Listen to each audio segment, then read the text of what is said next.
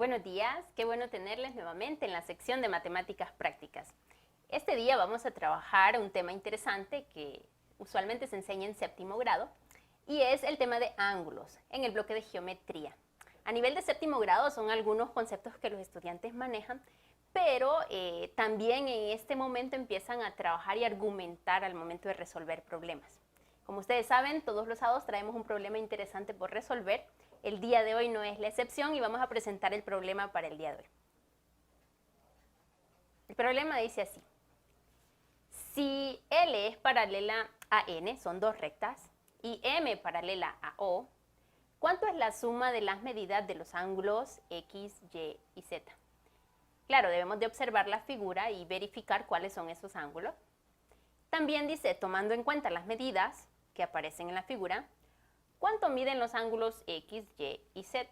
Al observar las figuras, vemos que se está diciendo que L y M, N son paralelas, M y O son paralelas, se nos dan algunas medidas de ángulos y se están identificando los ángulos X, Y, Z en la figura. Primera pregunta, ¿cuánto es la suma de esos tres ángulos? Y segunda pregunta, ¿cuánto debería medir si se toman en cuenta las medidas de 85 y 135 dadas en la figura? Entonces, este problema es muy utilizado para poder desarrollar algunos conceptos y además para poder trabajar ángulos entre paralelas que el día de hoy nosotros vamos a ir mencionando. Tenemos una invitada especial el día de hoy para que resuelva el problema. Su nombre es Iris Bonilla. Adelante, Iris. Buenos días. Hoy vengo a resolver el problema enunciado por la licenciada. Bueno, entonces Iris va a estar resolviendo el problema el día de hoy y nosotros pues tenemos algunas sugerencias, algunos conceptos que es bueno mencionar para que el problema se pueda resolver bien. Si nosotros vemos en pantalla la idea de ángulos entre rectas, en la figura podemos observar nosotros la recta N, que es una recta transversal a la recta L y M. Esta figura tiene algunos aspectos parecidos al problema que se planteó para el día de hoy. Y pues vemos que se definen algunos ángulos. Ángulos correspondientes son dos ángulos que están situados en el mismo lado de N y en el mismo lado de L y M, tomando en cuenta que N es una transversal. Son ángulos correspondientes en la figura el ángulo A y el ángulo E, también el ángulo D y el ángulo H, el ángulo B y F, y la pareja de ángulos C y G. Ellos son ángulos correspondientes. Cuando vemos también ángulos alternos internos, son dos ángulos situados entre L y M y en lados opuestos a N, pero que no son adyacentes. Adyacentes son aquellos ángulos que comparten pues un lado, y en este caso son alternos internos, ángulo D y ángulo F, y también la pareja de ángulos C y E. Cuando nosotros tenemos una figura como esta, donde hay dos rectas, y estas rectas son intersecadas por una transversal, podemos identificar algunos tipos de ángulos y nos dimos cuenta que tenemos los ángulos correspondientes y los ángulos alternos internos. Entonces, es necesario ir considerando estos conceptos al momento de resolver el problema que planteamos para el día de hoy. Si nosotros podemos observar en pantalla, hay algunas propiedades que se pueden cumplir con estos ángulos si las rectas también cumplen algunas otras propiedades. Pero, conociendo más de ángulos, tenemos también los ángulos internos, que en este caso tenemos nosotros los ángulos que están entre L y M. Son ángulos internos C, D, E y F. Y los ángulos externos son los ángulos que son internos, que no son internos. En este caso son ángulo A, ángulo B, ángulo G y ángulo H. Por el momento no hemos hablado de rectas paralelas. Simplemente una transversal a dos rectas, identificando los tipos de ángulos que podemos observar en ellas. Entonces, ¿qué propiedades se podrían cumplir si estas rectas fueran paralelas? Si ustedes recuerdan, en el problema que nosotros planteamos al inicio de la sección, se habla de rectas que son paralelas y se habla de algunos ángulos de los cuales nosotros quisiéramos conocer cuánto es la suma que hay de las medidas de ellos.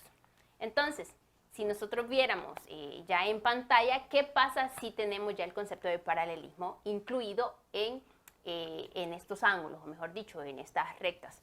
Si yo tengo, por ejemplo, que una recta N corta a las rectas L y M, es decir, es transversal, y los ángulos correspondientes son congruentes, entonces L y M son paralelas. Recíprocamente, si L y M son paralelas, entonces sus ángulos correspondientes son congruentes. Podemos ver en la figura cómo están identificados los ángulos correspondientes y además, si L y M son paralelas, podríamos decir que esos ángulos correspondientes son congruentes y recíprocamente también. Eso sirve mucho para el momento de resolver problemas. Si tenemos en alguno de nuestros datos al resolver problemas rectas paralelas y ángulos entre ellas, bueno, tomando como referencia una transversal, entonces podríamos identificar qué ángulos son congruentes en ellas, qué ángulos miden igual, ¿verdad? Entonces, esa es una idea que nos podría ayudar a resolver el problema del día de hoy. Tomar en consideración, en este caso, ángulos que son correspondientes. También, si nosotros quisiéramos tomar ya los otros tipos de ángulos que hemos trabajado, pues podríamos resolver algunas situaciones. Voy a plantear un ejemplo. En pantalla podemos ver nosotros que en la gráfica de la derecha las rectas L y M son paralelas y me piden encontrar las medidas de el ángulo A, el ángulo C, el ángulo B y el ángulo D. Como primer paso, nosotros tenemos que la medida del ángulo A es 180 grados menos 70. ¿Por qué razón? Pues identificamos que el ángulo A y el ángulo que mide 70 en la figura, pues son suplementarios. Y al ser suplementarios, nosotros sabemos que la suma de ellos es 180. De tal manera que A debería de medir 110 para que se cumpla que son suplementarios. Y tenemos la medida del ángulo A. Para el segundo paso, la medida del ángulo C es 70. ¿Por qué razón? Porque el ángulo C es correspondiente con el ángulo de 70 que nos han dado en la figura. Y observamos que podemos ir argumentando con lo que ya aprendimos. La medida del ángulo B también es 70. Pues si nos damos cuenta, B y C son alternos internos. Dado que L y M son paralelas, podríamos decir que los alternos internos son congruentes. Y también tenemos que la medida del ángulo D, en este caso, la podríamos encontrar restando de 180 la medida del ángulo C, porque D y C son ángulos suplementarios. Así que 180 menos 70 me da igual a 110. De igual manera, podríamos haber dicho que D y A son alternos internos y entre paralelas deberían de ser congruentes. Por lo tanto, las medidas también nos darían, en este caso, 110 para el ángulo D.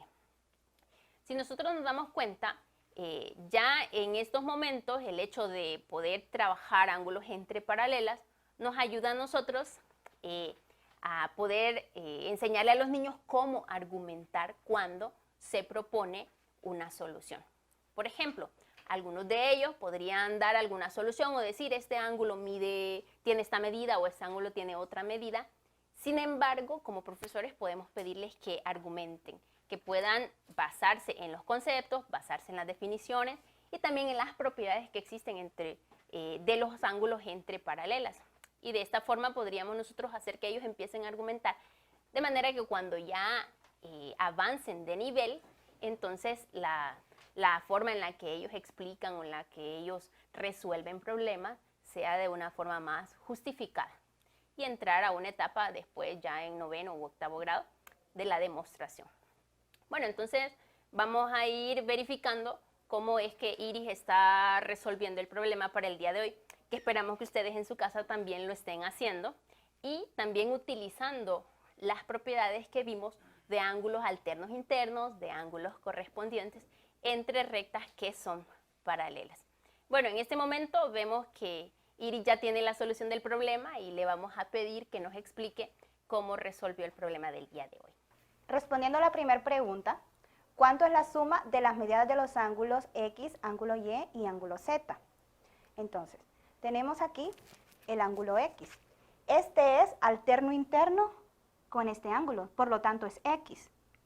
Este ángulo de acá Z es alterno interno con Z, por lo tanto es Z. Entonces ya tenemos X, Y y Z. Entonces hay una propiedad que dice que la suma de los ángulos internos de un triángulo es 180. Entonces nosotros vamos a resolver nuestra primera pregunta. Medida del ángulo X más medida del ángulo Y más la medida del ángulo Z es igual a 180. Siguiendo con la segunda pregunta, ¿cuánto miden los ángulos X, Y y Z? Bien, tenemos aquí esta medida del ángulo 135. Entonces, hay una propiedad de ángulos suplementarios que dice que la medida de estos dos ángulos es 180. Si podemos ver, restamos 180 menos 135 es igual a 45. Ya tenemos la medida del ángulo X que es igual a 45. Ahora, esta medida de acá, 85, es alterno interno con Y. Entonces, Y mide 85. Como pueden ver acá, la medida del ángulo Y es 85. Y para resolver Z, vamos a restar los 180 que miden todos sus ángulos internos menos los 45 del ángulo X y 85 del ángulo Y nos da igual a 50. Entonces, como podemos ver, la medida del ángulo Z es 50. Y podemos resolver nuestra segunda pregunta. Bueno, muy bien, Iris. Si nos damos cuenta, ella aplicó las propiedades que estuvimos viendo sobre ángulos alternos internos, sobre ángulos suplementarios y cómo, pudiendo argumentar, se podía encontrar la solución a este problema. Bueno, finalizamos entonces el día de hoy nuestra sección de matemáticas prácticas y esperamos que el problema ustedes también lo hayan podido resolver de esta manera y encontrado la misma solución que les planteamos en este momento. Recuerden que seguimos con la sección de innovaciones didácticas.